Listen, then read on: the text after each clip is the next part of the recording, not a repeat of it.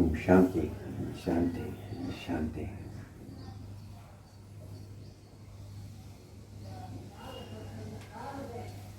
Welcome, welcome.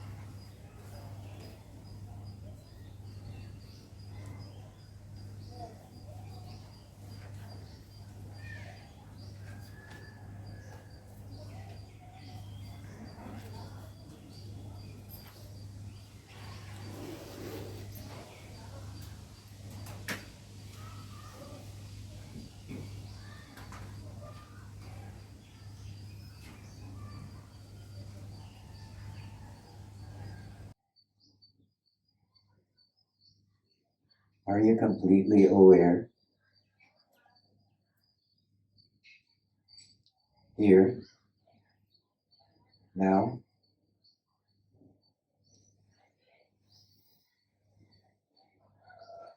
When we sit in the silence of our own being,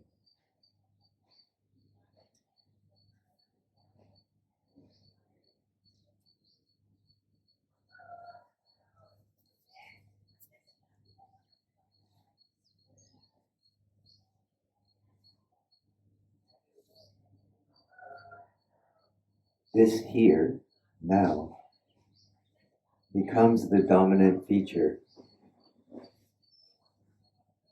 of our sadhana.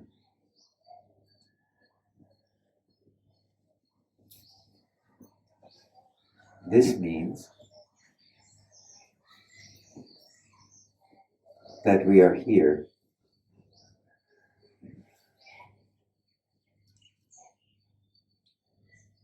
without recall or memory.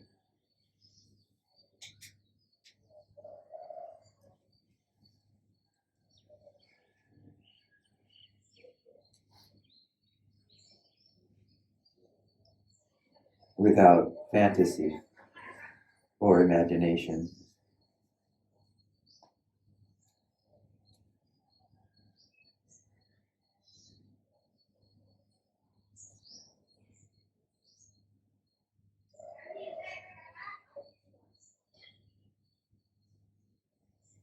No past.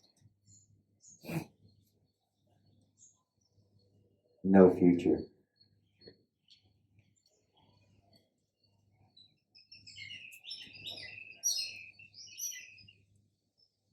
No opinions.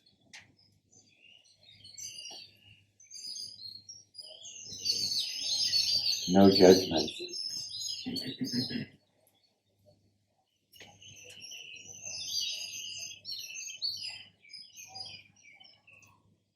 We are free in this moment of all the ordinary supports for this sense of me and mine.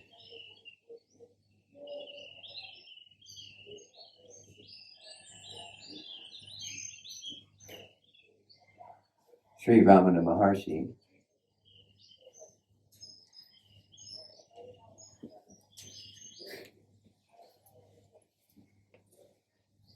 in his wisdom gave this question: who am I?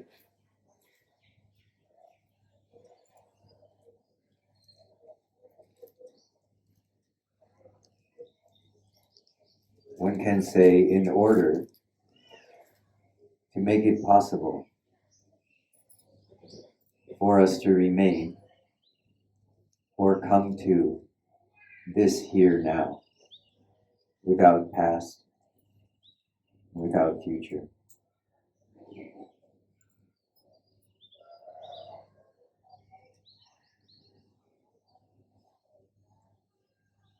This question, who am I,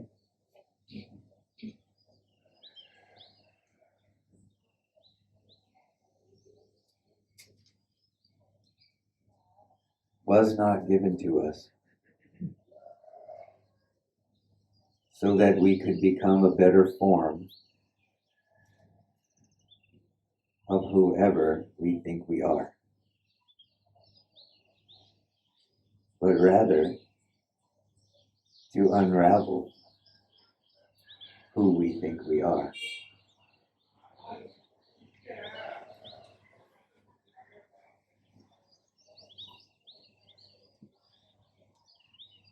This question, of course, has other forms. One can say, what am I? Where am I? Am I aware?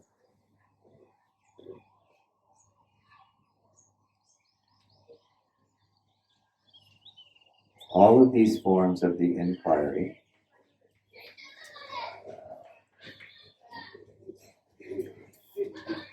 serve to withdraw the attention from past and future, body, mind, and world, and turn it toward the source. This is his direct teaching.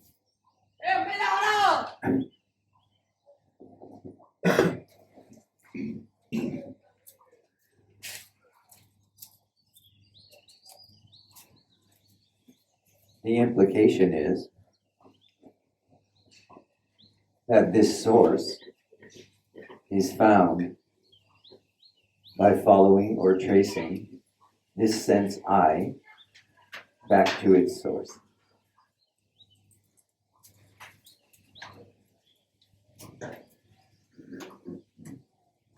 Its source is not a better form of me or mine.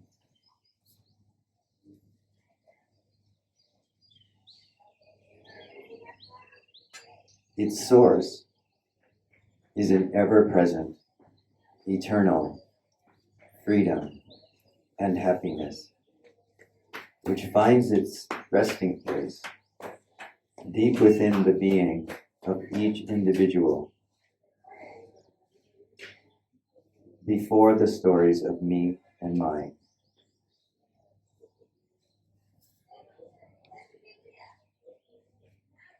And so we are pointed back toward the source by asking, who or what am I?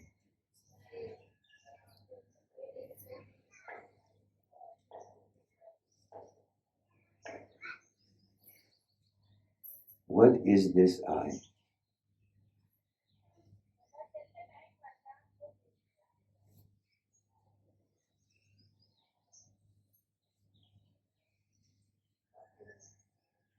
Sometimes I speak with people and they tell me they have been doing the inquiry for 5 years or 10 years or 15 years.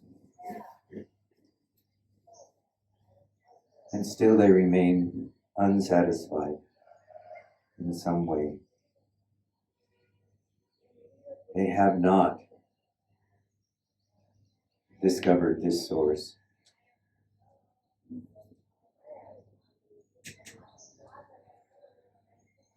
But as we talk and investigate the form of inquiry that they are engaged in, it's primarily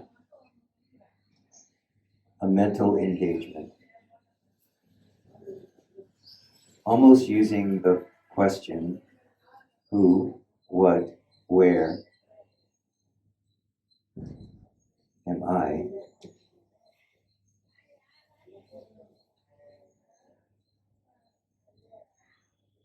as a way of sitting on the surface of the mind, staying present as a mind, without sinking deeply into the heart of being. In order to sink deeply into the heart of being, be willing to let go of the mind.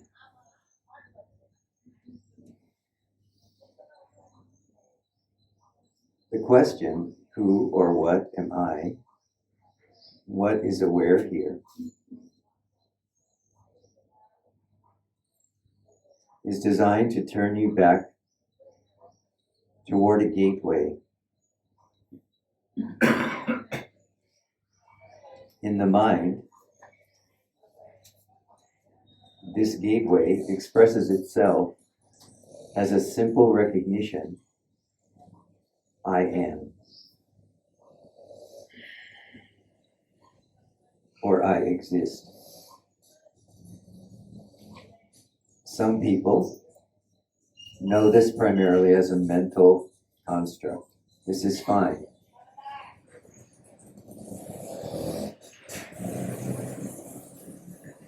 Others feel this as a full body experience.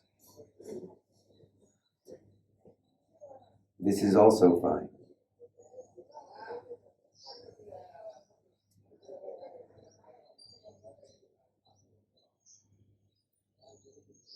Having come to this place or this recognition, you can say, I am.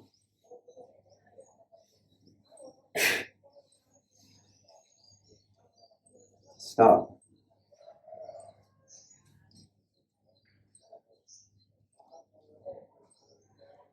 If the past rises, come back to I am, or I.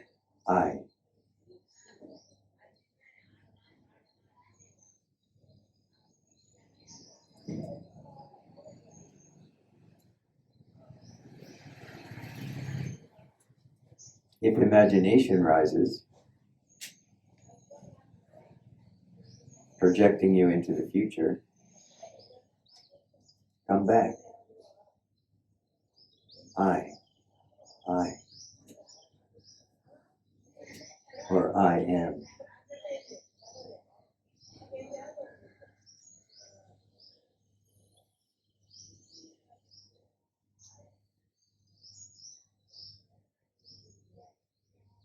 True inquiry begins when you are willing, authentically, to challenge every assumption on which your sense of me, or mine, or I is built and sustained.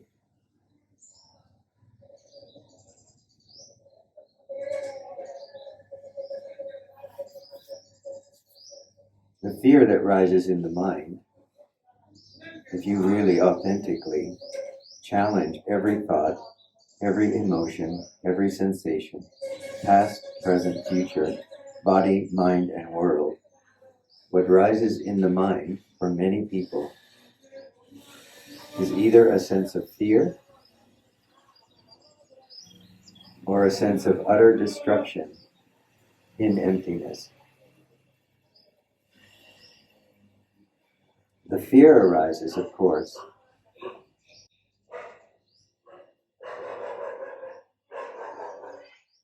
because this sense of me and mine, which you have carefully constructed over a lifetime or lifetimes, is being dismantled. But since this is how you've come to primarily view yourself and your experiences through this lens of me and mine, this feels like a death. And of course it is, but it's not the death of the body-mind. It's the death of the ego. It's the death of your orientation toward the past and the future. It's the blossoming of your willingness to be here, now, in every moment, always.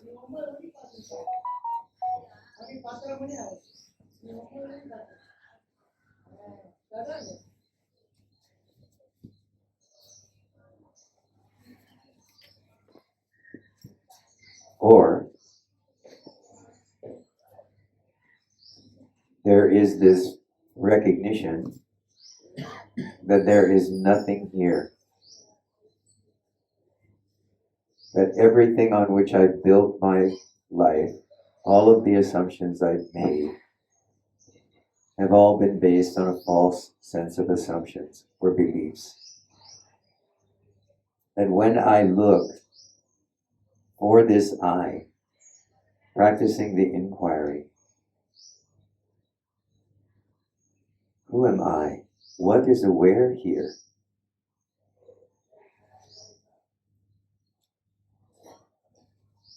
I find nothing.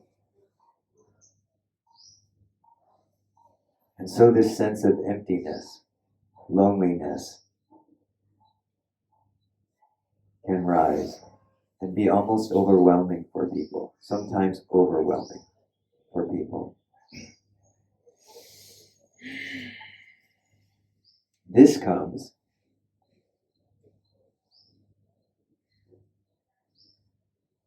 because you are looking at one of the final objects that rises in awareness. And that is this perception of nothingness or emptiness. And this creates for people this feeling of loneliness, loss, of nowhere to go, hopelessness. These kinds of things come up commonly in people's sadhana.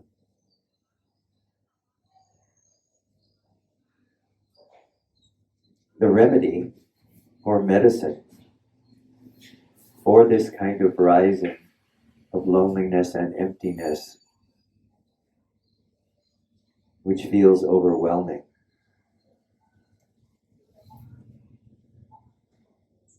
is to continue to turn toward the source of I.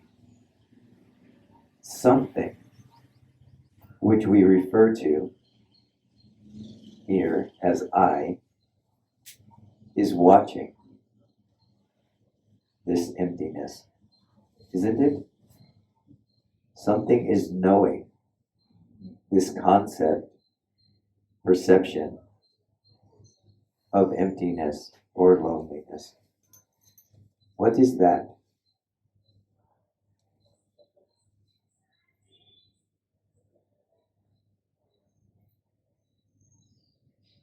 So this inquiry,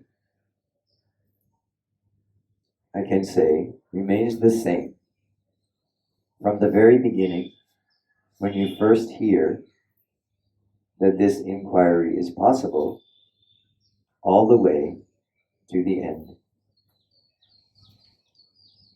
to the recognition of freedom and happiness, which is your nature.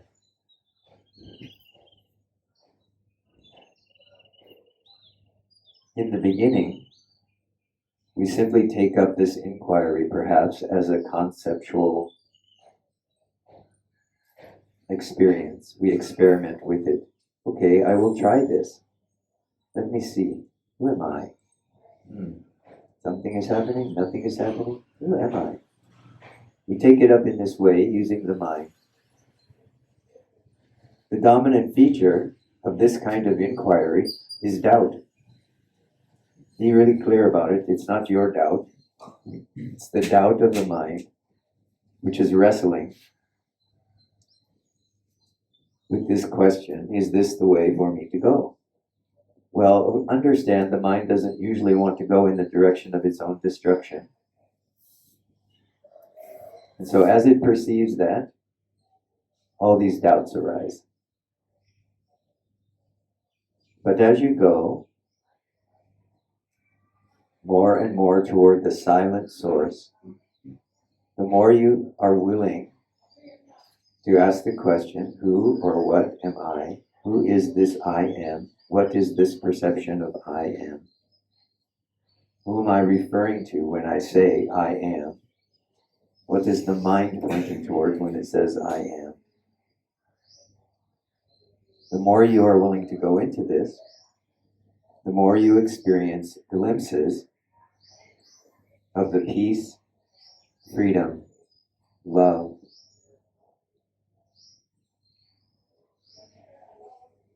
that you are.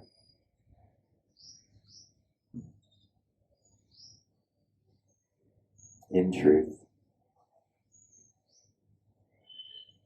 the predominant feature, if you will, of this progress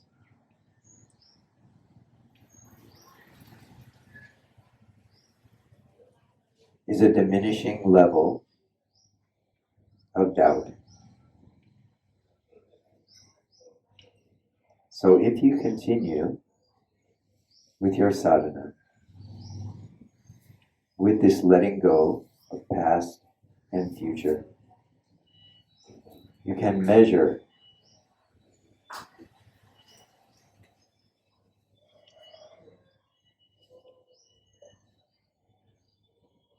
your progress until there is no you left. And then you will realize there was never any progress. You never went anywhere. You were never here to begin with.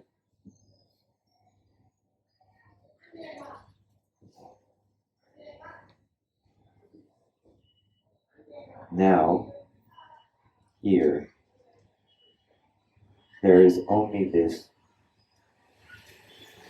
being consciousness.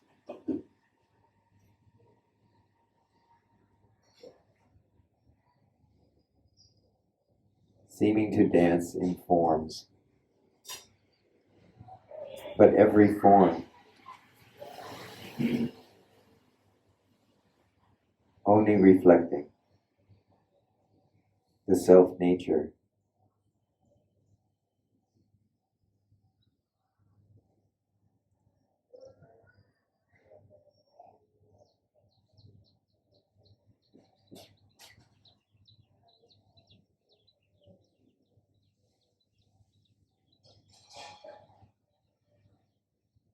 You are that. This one eternal and free self.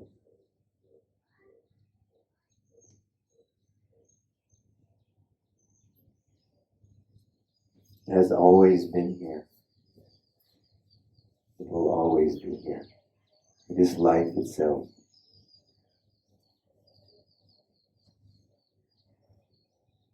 Appearing as that, and that, and that, and that, and that, and that, and that.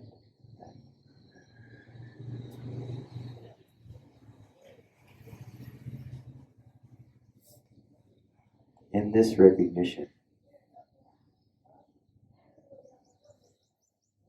freedom, love, and bliss rise as your natural presence.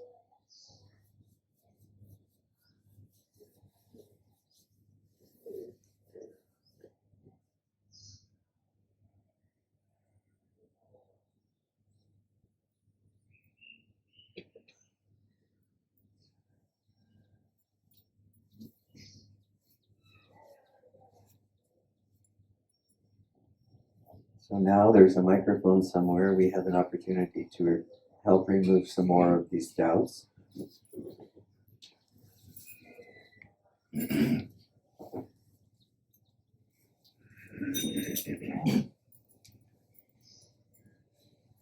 One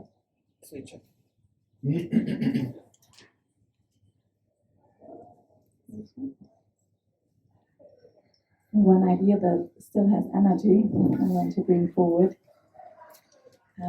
just to make something out of life, to have a higher purpose, and to one day get successful, and yes, and this doing, it's always this underlying future things.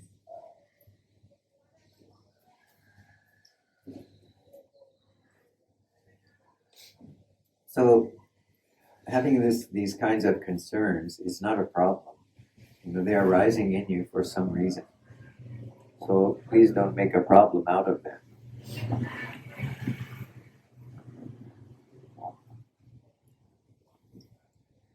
But I would ask you to consider directly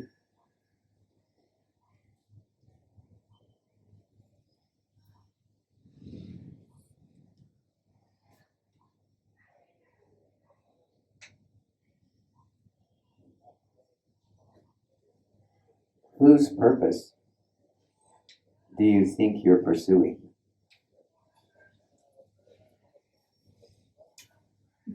Yeah, it's the person. It's this belief I.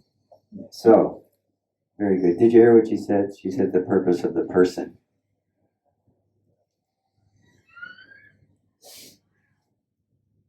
And you need to be very clear that this is the path of suffering. I know. Ah. I feel, and that's why I just want to.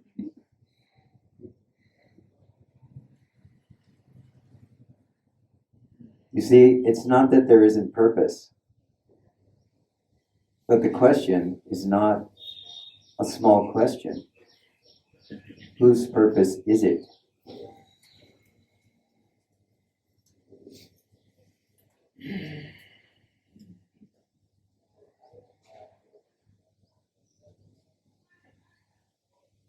The reason I say, and you are experiencing, that there is some disturbance or some suffering associated with this pursuit is because you are seeing yourself as a body, as a mind, as a person. Yeah, I can see that. Yeah. Inquiry is about investigating each of those assumptions to try to find this person. It's a belief. It's this idea. Yes, it's ideas, it's thoughts. Yeah. So then, if you see that clearly, then you ask yourself, am I following my mind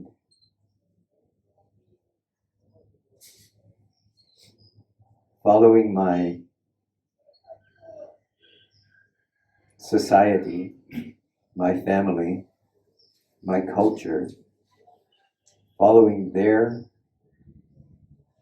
ideas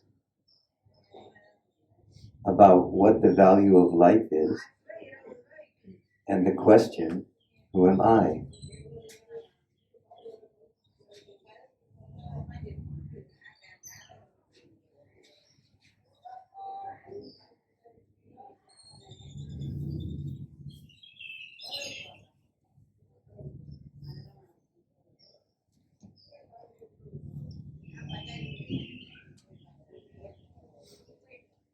Yeah, I can see I'm fully here, silent, and these thoughts just have still energy, exactly what you said.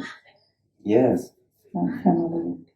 but this silence and this fully here-ness, this also has energy, no? Choose.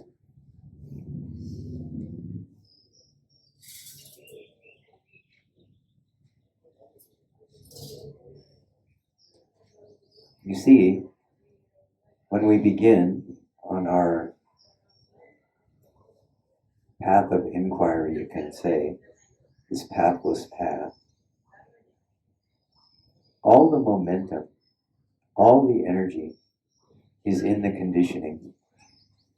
It's in the samskaras, which are unrecognized to be the simple motivating force of the body-mind or this lifetime or successive lifetimes. These things are unrecognized. Once we begin sadhana, once we say, oh, yes, all of these other things are here, but there's a recognition also that is deeper than that. That there is this spiritual life. That I feel this impulse very strongly. And ask the question, Whose impulse is this? Is this a mental impulse? Not at all, no. Not at all. So if you put the two side by side, this mental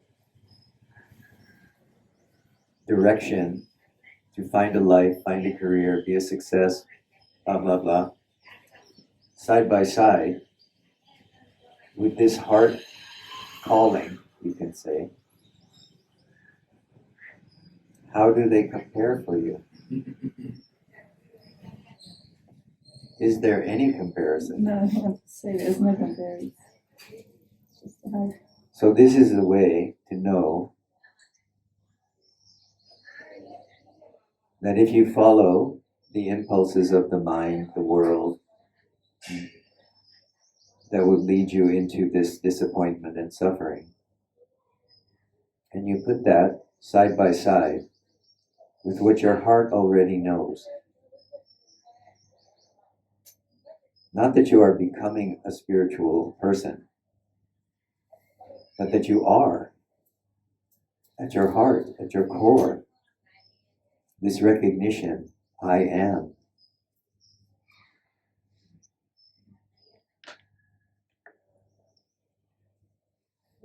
Then it can become easier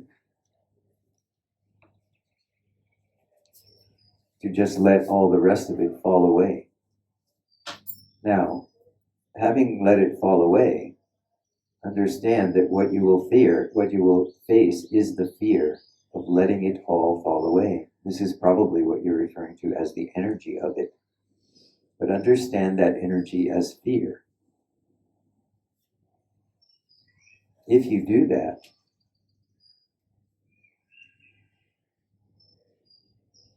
the fear dissipates.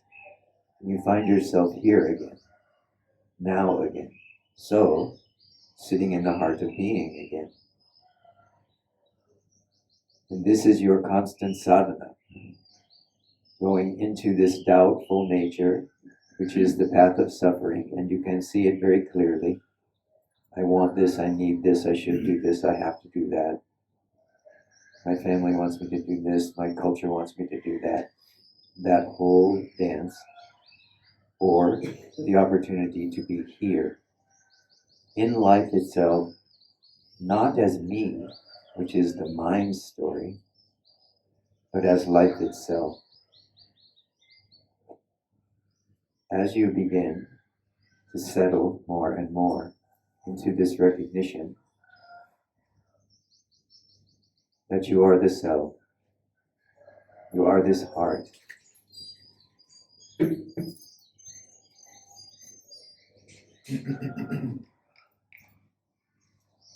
everything in those other areas will begin to work itself out as the way it was destined to do before you started chasing it all around.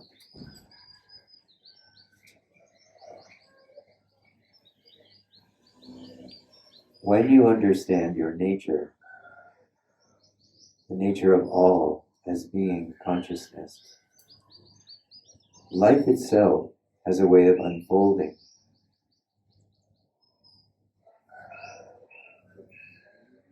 But you may not know what the end design is.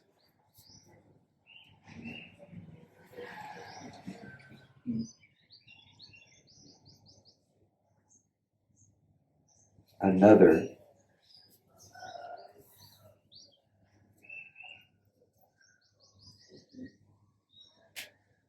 place in which fear can arise in the mind, this not knowing.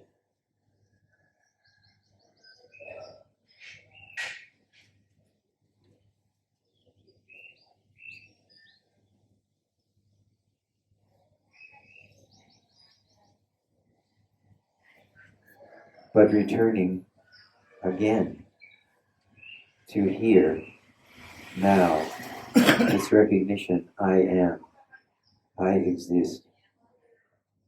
And in this moment, all is well. Everything is taken care of. There is no past, no future. You are here now. Do you feel the presence of that?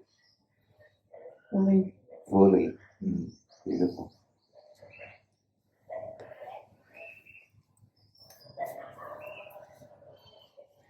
Keep taking this medicine.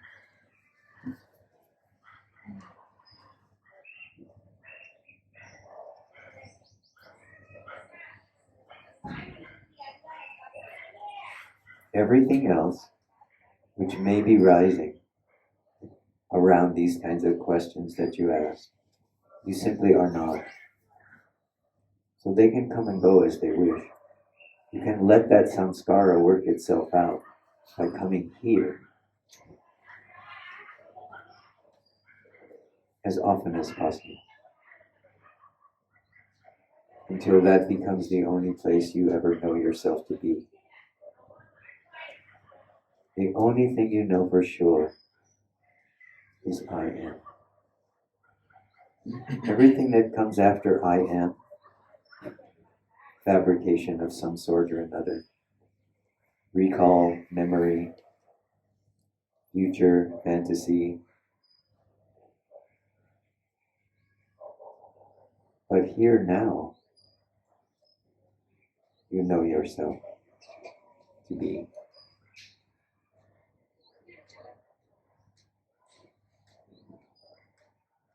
Keep coming here and rest.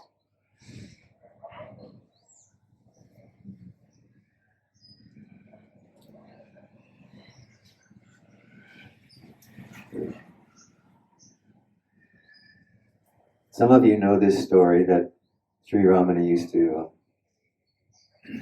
well, he told it a couple of times, but it's common in Indian storytelling. He said to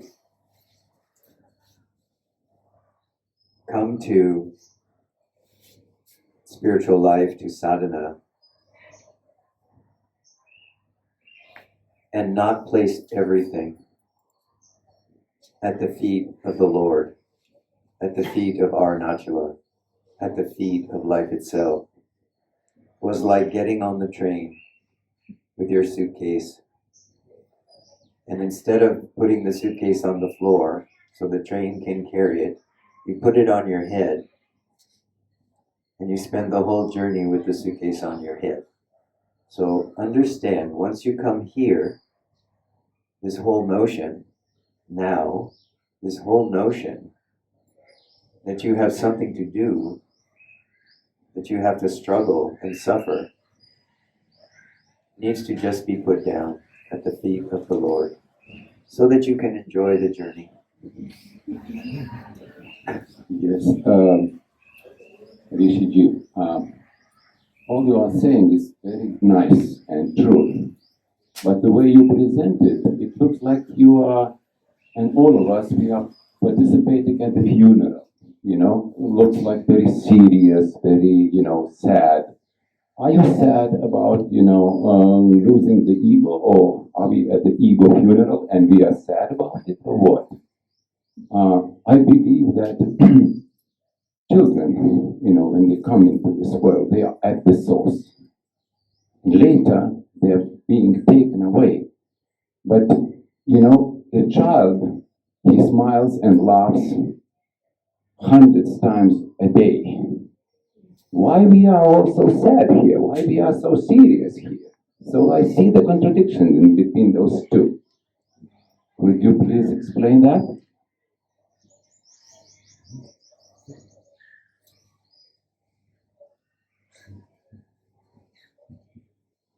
Are you mistaking quiet for sadness?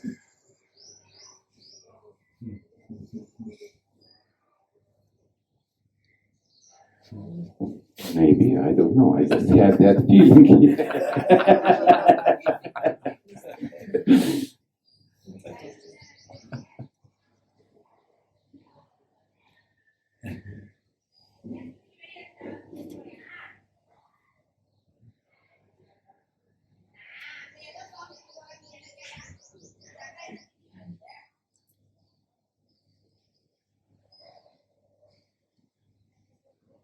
I have nothing else to say. Thank you.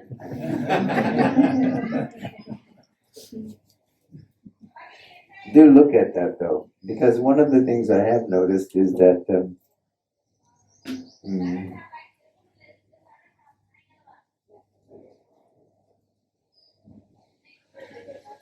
one of the things that sometimes turns people away from asking these deep questions about who they are I'm not saying you have this, is a fear that they will lose joy somehow, that their life will become somehow dry, sterile, plain, serious, boring.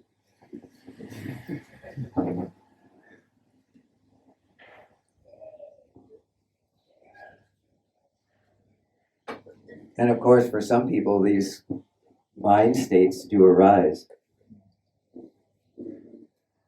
But they are mind states.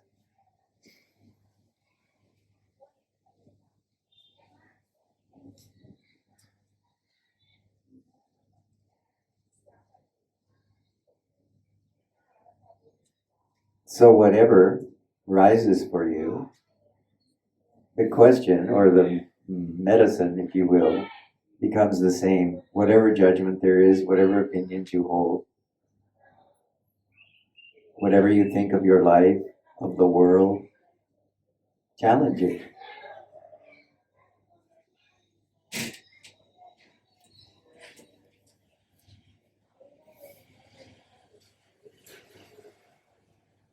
Ask yourself, what is witnessing this?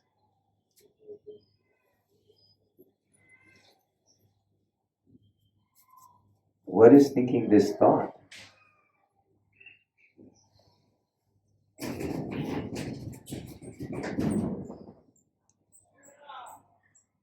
If you come to know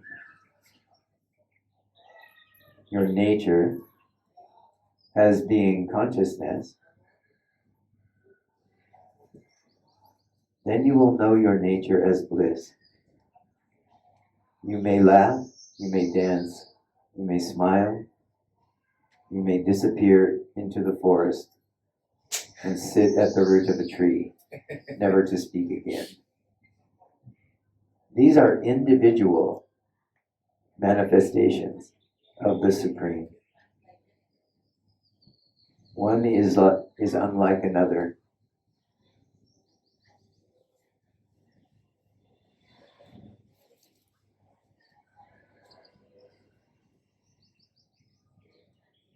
Know yourself to be that which is aware here now. If you know this truly, then you have absolutely no control over how this manifestation appears to others. You simply don't. Why? Because there is no you to make those kinds of decisions. Sri Ramana sat for 50 years quietly. And he laughed, of course, and laughed with people. He loved to tell stories. But in all of that time, his written teaching amounts to about 400 or 500 pages. That was pretty much the extent of his talking and conversations with people over that whole period of his teaching presence. He seldom spoke. He seldom engaged with what was going on around him.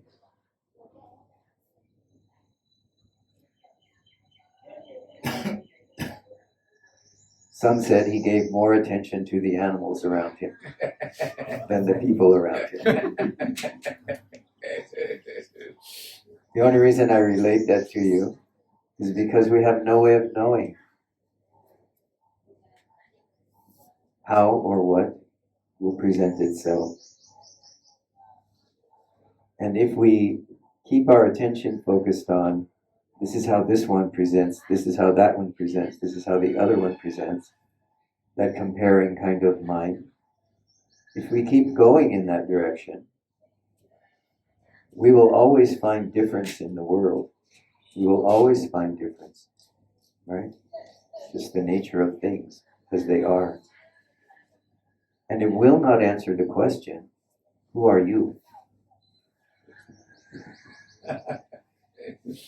You can know everything about the nature of the world, about all of the teachings, about the differences between this path and that path, between this teacher and that teacher.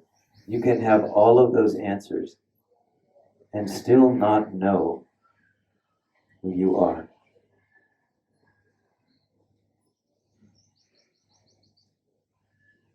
Make this question, who or what is aware here now, your primary focus.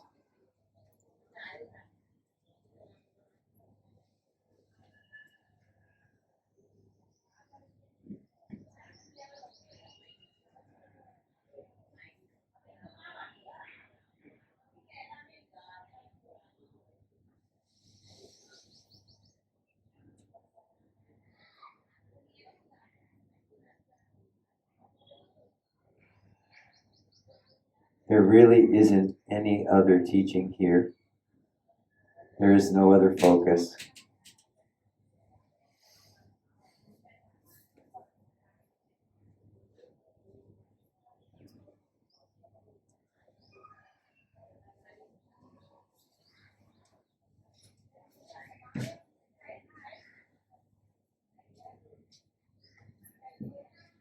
There are no other philosophies.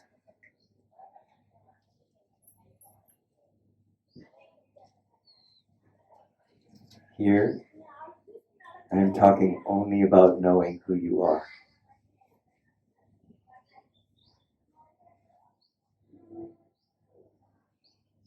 Keep coming back only to that.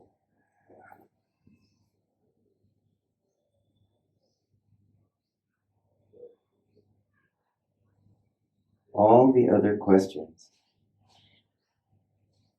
will resolve themselves in the question, who or what am I?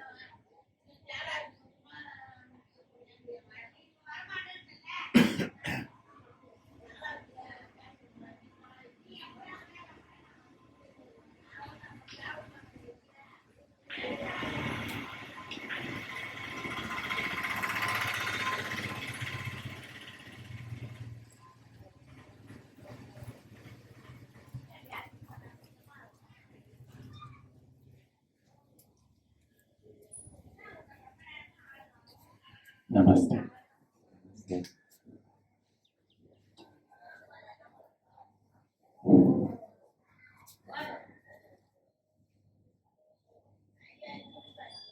I think often on the spiritual path, we are focusing so much on the absolute, or maybe our idea of the absolute, of pure spirit, that we can reject the body and its natural expression.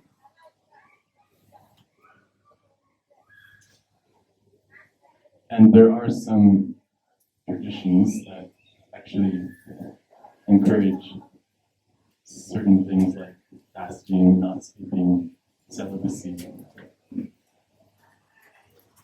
Can you talk about living the life of a householder? Or can you talk about the path of not necessarily needing to do those things and yet still being completely with spirit?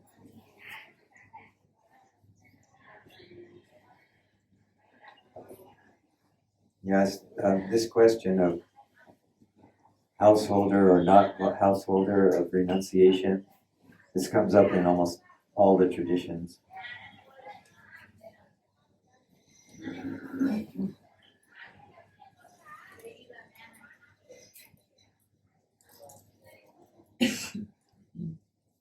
What I can say about it is that the life you are living at this moment, in this moment, is the perfect life for you.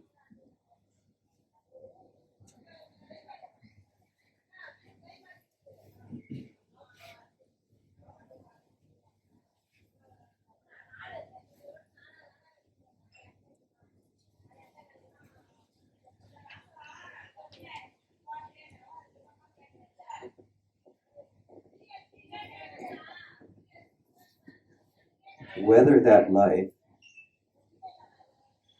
is the life of a householder or the life of a renunciate, the question remains,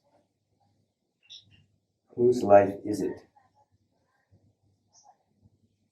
That doesn't mean that you can't make choices that you feel are best for your sadhana at this moment. But understand that you make those choices having had no other option but to make that choice. The life you are living, the one that has been given to you in this moment, contains within it everything that you need. If every time some form of me or my or mine gets triggered, the response is,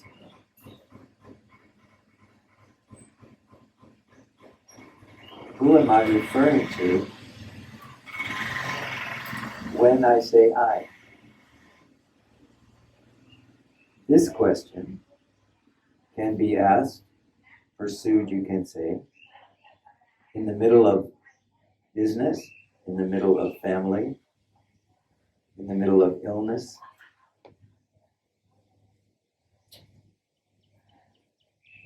in the middle of the wilderness. The destiny which you are to fulfill in this body-mind incarnation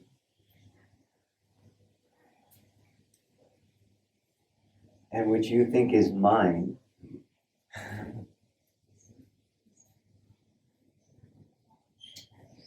is not a barrier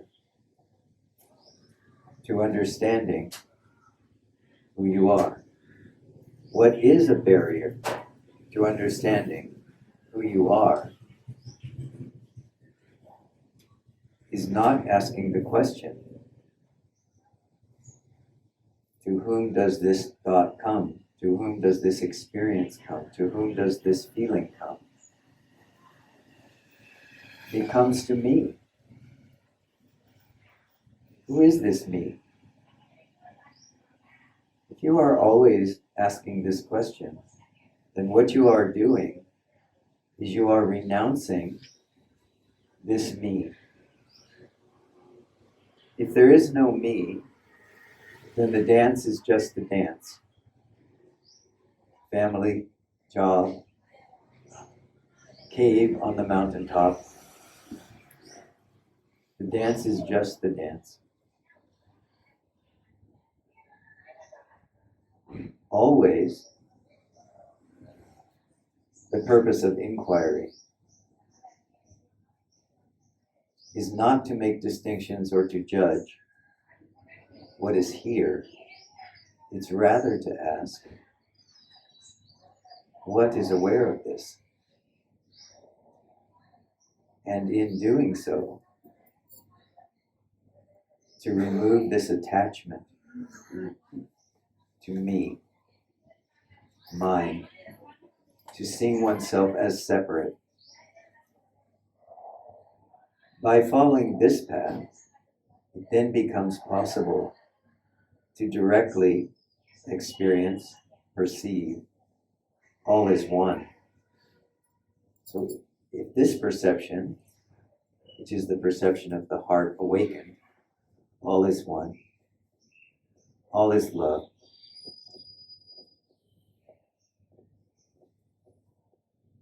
nothing is separate.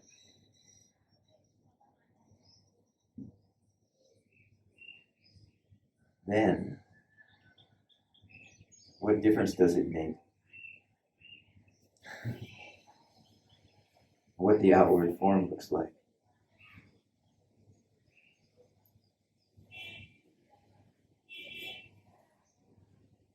Sometimes there might be an attachment or a preference for what the outward form looks like. Correct. But that would be resisting my destiny, as you said.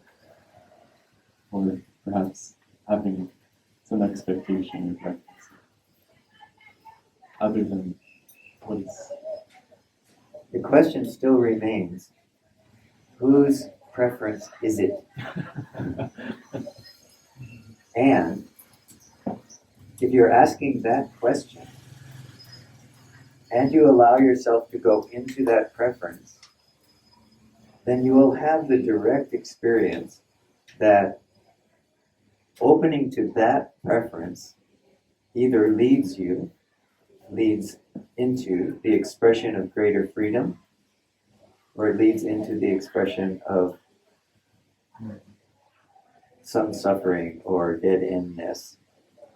So in either case, you have won. Because either your perception is that the experience showed you this is not the way of sadhana, it's not the way of freedom. Or it showed you, oh, this is the way of freedom, so I will keep that aspect of my life. Now it's not a preference, it's just something which is there in your life. You are living in a certain way because it supports your happiness. And now we're not talking about the kind of happiness that says, I have to get this, I have to do that, I have to be successful in this way, I have to drive this kind of car, I need to live in this place, I need to have this much amount of money in my bank account. We're not talking about that. We're talking about the kind of happiness that comes from knowing oneself to be utterly and absolutely free, able to live under all circumstances on the top of the mountain or the middle of the city, and be completely free. So ask yourself, as you don't struggle over what comes up as a preference, but do ask yourself, as a consequence of that preference, do I feel more freedom in here, or do I suffer more? This wisdom which is inside of you will make this clear to you right away, in most cases. But not before you do it. See, this is the thing about preferences. When preferences are strong, they sometimes have to be experienced in order for us to, and sometimes over and over, in order for us to understand that each time I jump into that without self-awareness, it ultimately takes me into a place where I no longer feel free, I feel trapped, I feel whatever, bored, lonely, separate. And if that's not what you're interested in, then you will simply change when the time is right. So just keep going. Life is what it is. Live it. Yeah? You can't think it all out ahead of time. Just understand that it is not you. And ask the question, if I am not this, I'm not this preference, I'm not that preference, I'm not this habit and that habit, then who am I? You'll sort it, because that's what you're here to do. You see, you have no choice about that. You've already made the decision to try to sort out what this is, this thing that you call my life. You are sitting here, so you've made that decision already. So sort. This is a fundamental practice in Advaita. Come to the understanding of neti neti. Not this, not this, not this, not this. Right? Sometimes it's a thought in the mind, not this. Sometimes it's a behavior, not this. Sometimes it's a preference, not this. Not this, not this, not this. In order to ask the question, then what is here? Or what am I? At the source, not in the phenomenon at the exterior, at the source, who am I?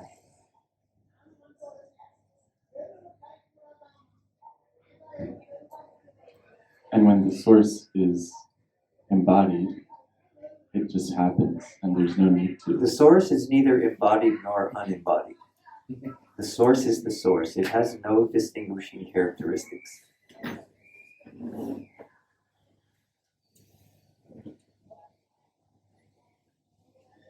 You are the source, embodied or not. You see, you cannot select one side of the duality and then say, I'm going to find the whole in that. The whole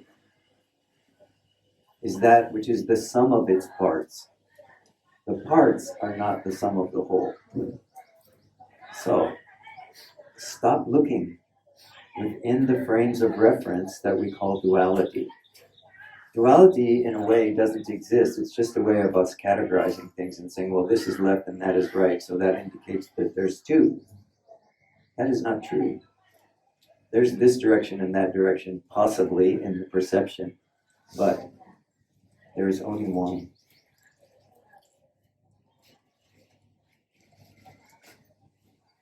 Find out who you are,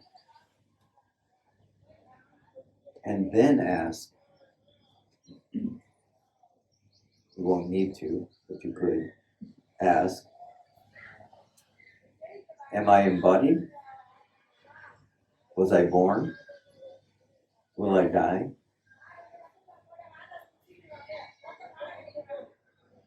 Knowing, discovering who you are as being, consciousness, bliss, happiness, and love. Form or not form is irrelevant. Simply put, it's irrelevant.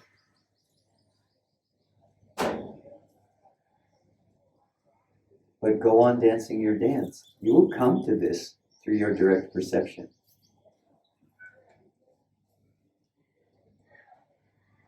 Just know, I am the self, and dance.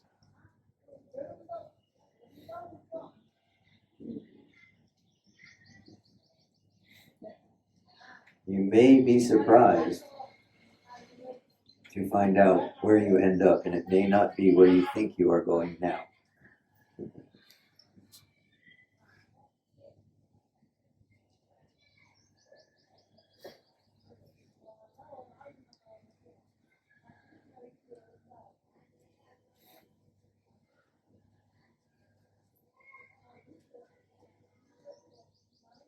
Keep dancing,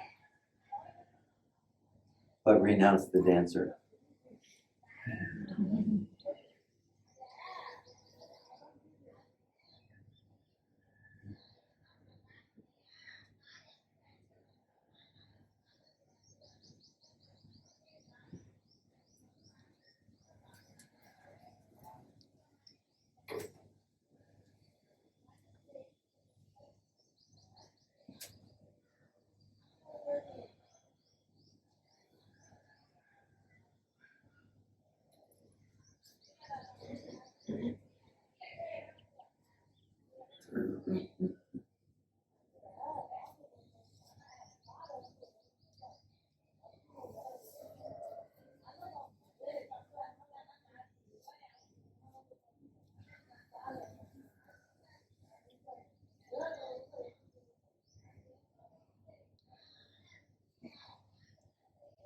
how do we how do we distinguish if my preference is an expression of my consciousness versus an expression of my samskaras or the ego?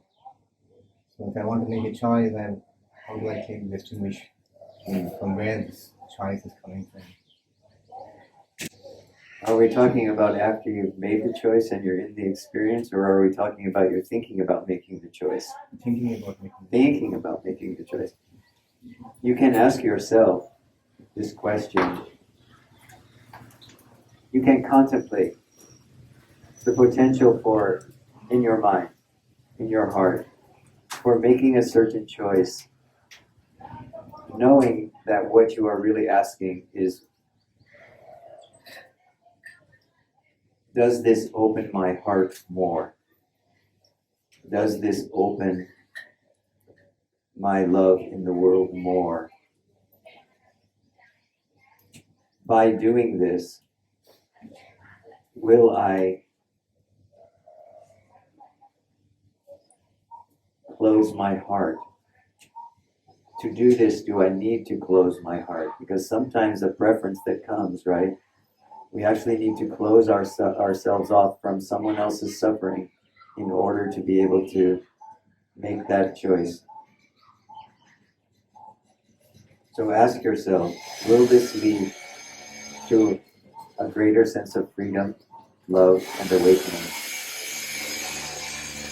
You will get an intuition for most questions, the answer to most questions.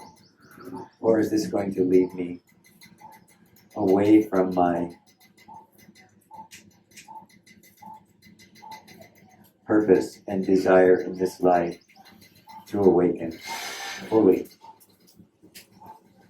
into the self?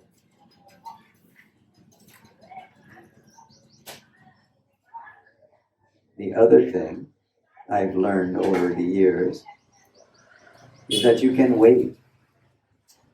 If a preference arises, for myself, I just chose the number 3 times.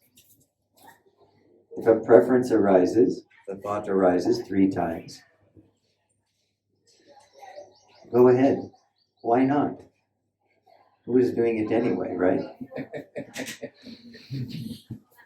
There's no one here, correct? So allow it to come 3 times and then say, okay, I will go and do that thing. I will eat that food. I will go talk to that person. I will go on that date. Because, I will ask her out. I will, 3 times. Because you will learn from that. What was that the desire of the mind? Or was that actually the impulse of the self to recognize something about itself through some experience? Please don't be afraid of your experience. If you are here as being consciousness, and you always understand that that is your foundation to realize the self, then see everything as a step along that path. Then everything becomes a step along that path. So it doesn't matter. I don't know that I said it doesn't matter. I think I said, come to the foundation that everything is one. Everything is a step on the path of sadhana, on the path of awakening. Sometimes you take that step here and you know, oh, that's not the right thing. That's not the right way. Sometimes you actually have to take that preference. You have to choose that, and you know immediately, oh, that was not the way to go. Or you know immediately, yes, that was the way to go, and now I have greater clarity and greater love and greater openness because I chose that. And I will take that within my own self.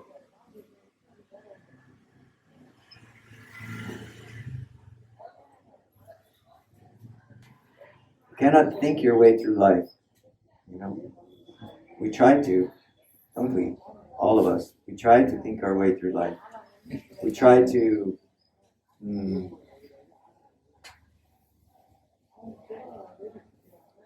minimize our mistakes. We try to not feel like a fool. All of these things. But these are all in reference to the body idea, to the idea I am the body, or I am the mind. So in some ways you have to say, where life is concerned, keep dancing. Don't be afraid to appear the fool. It's all okay. There's no one here. You see? There's no one here. At the recognition that there is no one here, you may still have some preference to go someplace, to look a certain way, to do certain things in your life, but now these things are coming from a purer place, you can say, where there's a disinterestedness in whether or not you lose face or you lose approval from people or you even approve of yourself. It just becomes not relevant anymore.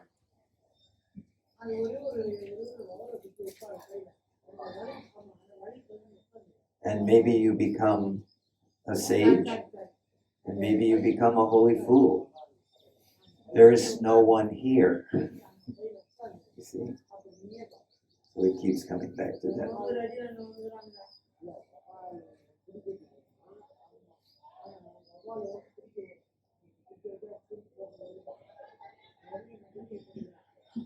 Don't be afraid.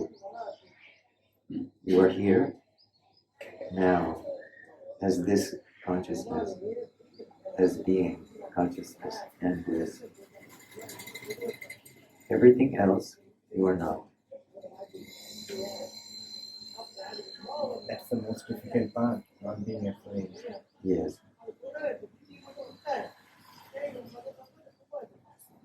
Yeah, and in the traditions of Vedanta and Buddhism and so on in India, this is the metaphor for this is the monks, the sadhus, the sages who live in the forests and on the mountains with tigers, and this is the metaphor of needing to be in your life, living from a place of self-recognition and working your way through the lions and tigers and bears.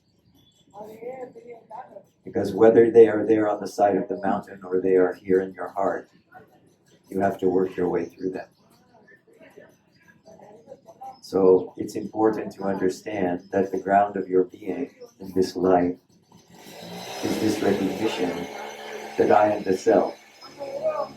And when the lions and tigers and bears appear,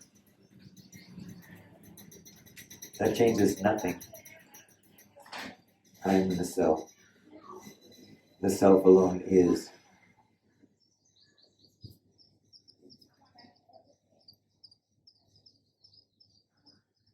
What's the worst that could happen? I could get eaten. Good.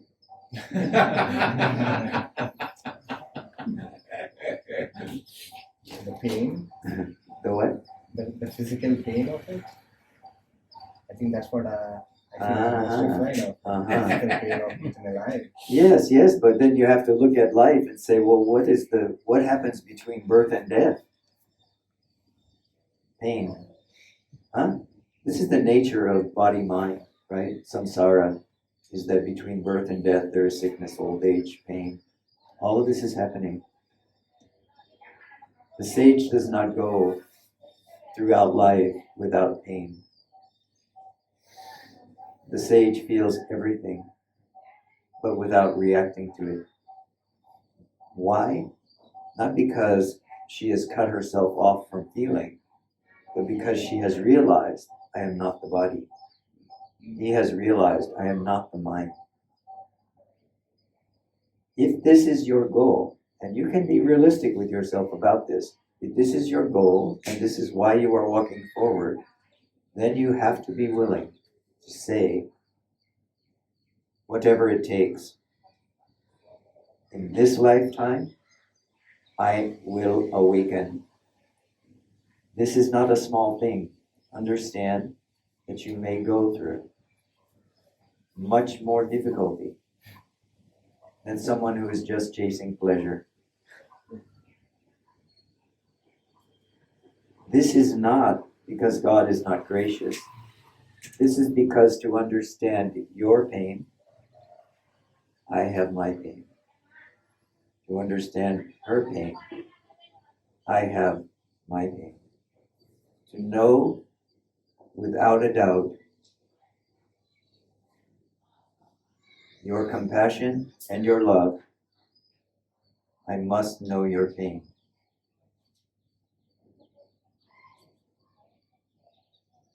And I must come to the end of the belief that the pain in the body somehow is me. It is not. It is not me in the same way that nothing else is me, except this one self. Everything is an expression of the Supreme, also pain.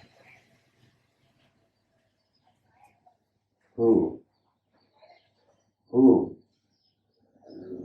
I've told this story before, but I haven't seen you before, so I will tell it to you now. There was a time I spent 2 years, most of which was lying in a hospital bed, hooked up to machines, in a great deal of pain.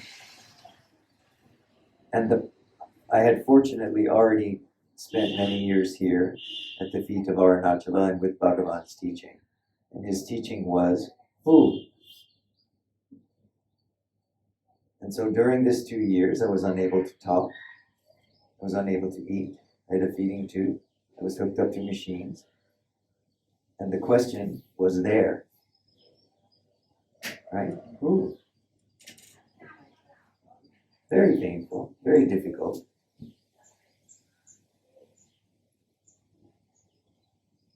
But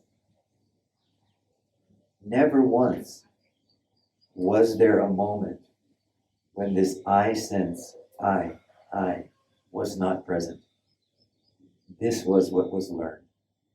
This I sense is always there, no matter what else is coming or going. So make this your pursuit. If the pain comes, be prepared. Having spent your healthy years asking the question, who am I? This I will continue if something changes. So does pain help to come into this place? Well, I don't recommend it.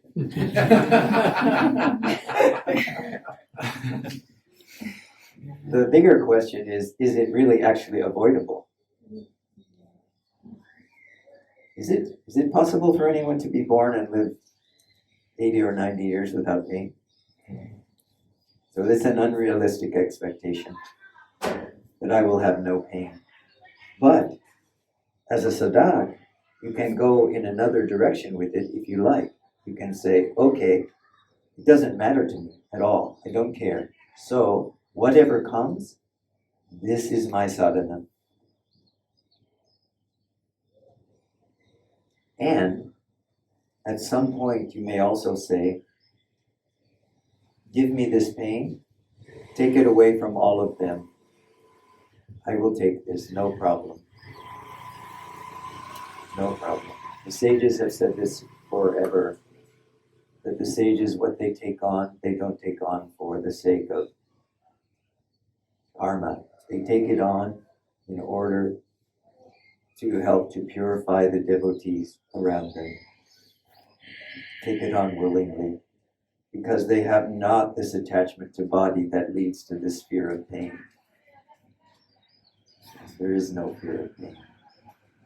So, knowing that this is possible, sadhana, straight to it. Straight through the fear. Let the fear motivate you to move through the fear. and ask this question, who is aware of this? Whether it's fear or pain or discomfort of some sort, whatever, financial trouble, whatever it is. Just be willing. For the sake of sadhana, for the sake of waking up fully, be willing to take it on.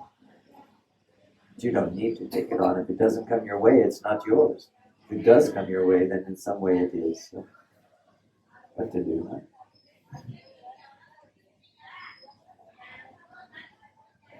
You are always the self. This is your sadhana.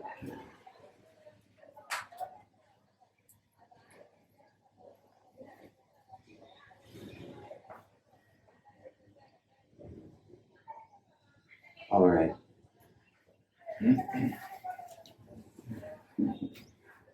Be well. Be happy. Know you are the self.